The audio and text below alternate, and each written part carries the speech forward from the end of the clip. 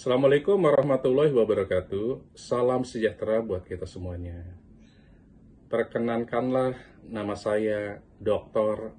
Firman Adi Chandra, SESHMH, yang merupakan adalah dosen tetap di Universitas Matlaul Anwar, Banten. Sekaligus saya sendiri adalah Kepala Program Studi Kaprodi di Magistra Ilmu Hukum Universitas Matlaul Anwar, Banten.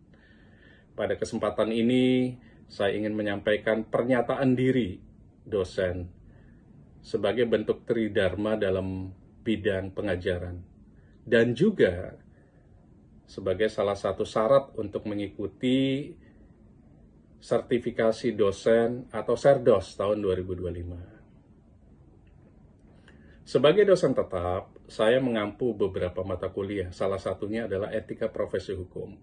Mata kuliah etika profesi hukum adalah mata kuliah wajib dengan bobot 2 SKS. Deskripsi mata kuliah ini adalah agar mahasiswa mengerti kode etik.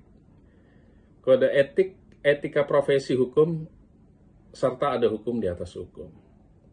Capaian pembelajaran lulusan mata kuliah ini adalah beberapa capaian pembelajaran lulusan prodi yang digunakan untuk pembentukan pengembangan sebuah mata kuliah yang terdiri dari aspek sikap, keterampilan umum, keterampilan khusus, dan pengetahuan. Capaian pembelajaran mata kuliah: 1. Mahasiswa mampu menjelaskan dan menelaah pengertian etika dan kode etik. 2. Mahasiswa mampu menjelaskan dan menguraikan pengertian etika menurut para ahli. 3. Mahasiswa mampu memvalidasi pengertian kode etik profesi.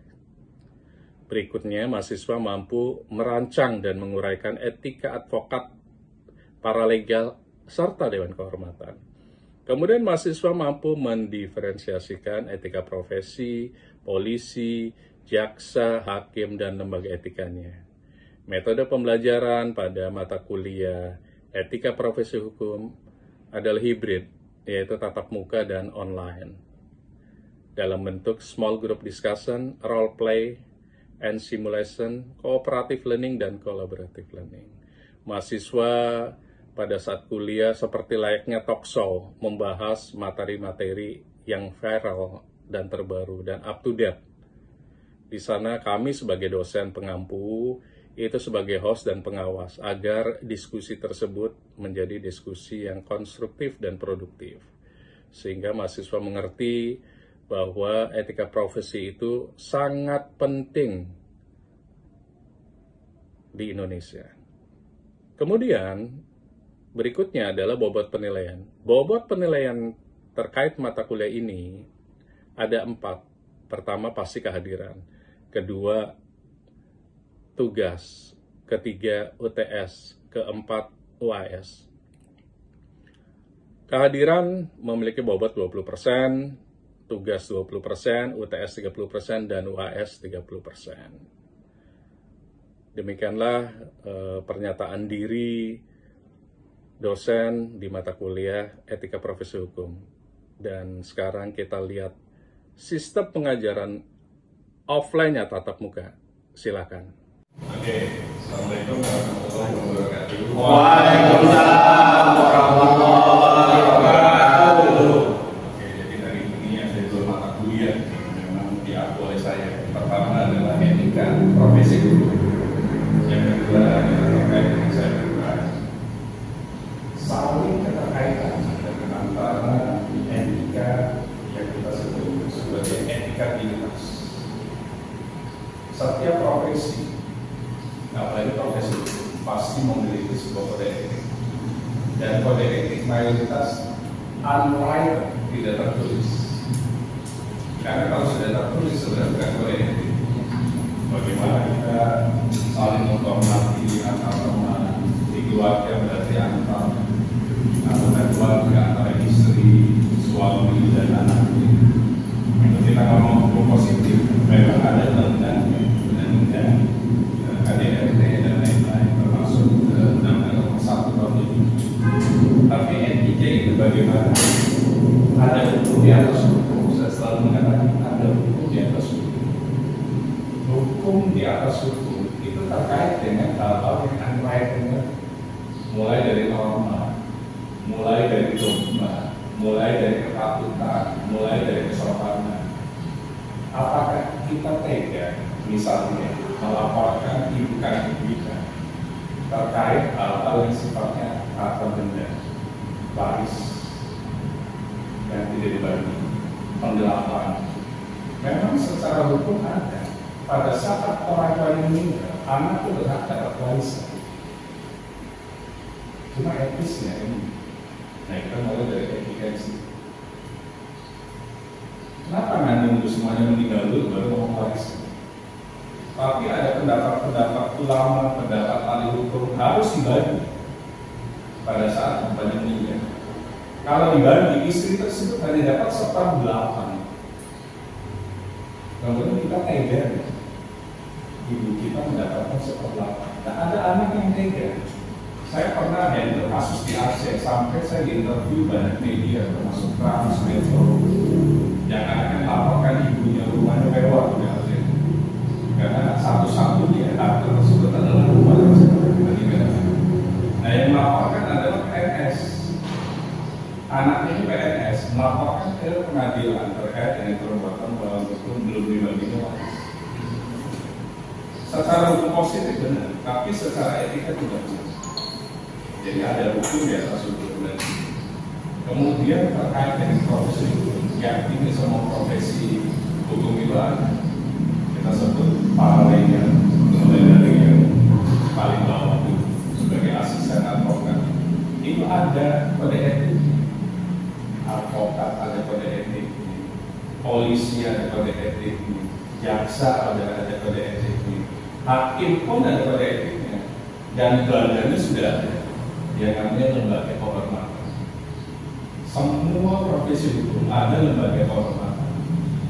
Advokat ada yang namanya dewan kehormatan.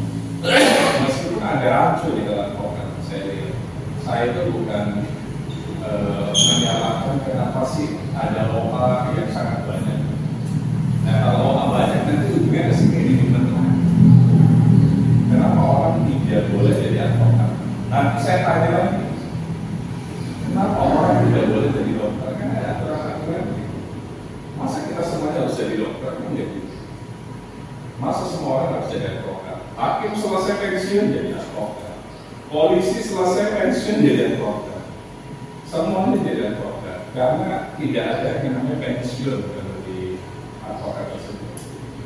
Namun balik lagi, etika itu harus dimiliki oleh setiap yang memiliki profesi. Kalau jaksa ada namanya komisi. Kalau hakim ada namanya komisi yudisial.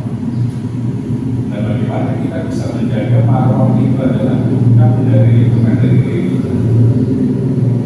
Advokat tidak boleh dua kaki. Mungkin ada teman-teman enak pada apa? Rezeki dari dua tempat itu tidak boleh terus. Contoh, tahun 2010-2012 saya handle sebuah kasus besar, MA1. Total itu hampir 30 kasus. Dimulai dari Wisma Atlet yang Palembang, kemudian masuk ke Hambalang. Palembang itu satu sidang sendiri. Diputus tuh, Nasaruddin dihukum 6 tahun. Kemudian ada Hambalang, ada Garuda, Pemeriksaan Garuda, Alpes hampir di semua rumah sakit seluruh Indonesia, jembatan Sorong, virus flu belum Bio-Farma dan lain-lain. Dan kenapa saya bisa jadikan satu dakwah yang keduanya? Itu balik lagi nanti ada strategi yang saya akan jabarkan. Tapi intinya adalah kita nggak boleh buatkan. Saya kalau mau kaya jadi masalah itu memberikan semua dokumen ke saya semuanya. Waktu itu tolong sampaikan ke media hanya 2 segmen dan SPP. Di situ keterlibatan AS, keterlibatan A, keterlibatan menteri ini, direksi ini, dan lain-lain. Bayangin, kalau saya olah duit semua, saya datangin ke menteri. Menteri saya kuasa hukum yang asal paham mungkin kira-kira ini. Maksudnya cuma tinggal mana? Saya di mana di waktu mana? Saya bisa datang gitu. Belum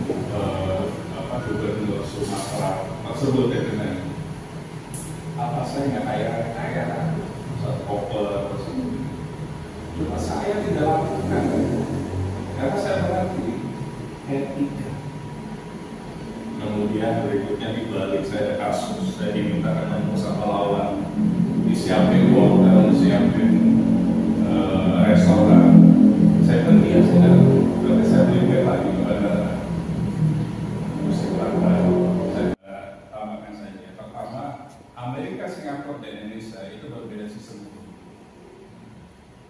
Kita civil law, mereka common law, mereka Anglo-Saxon, kita Eropa kontinental.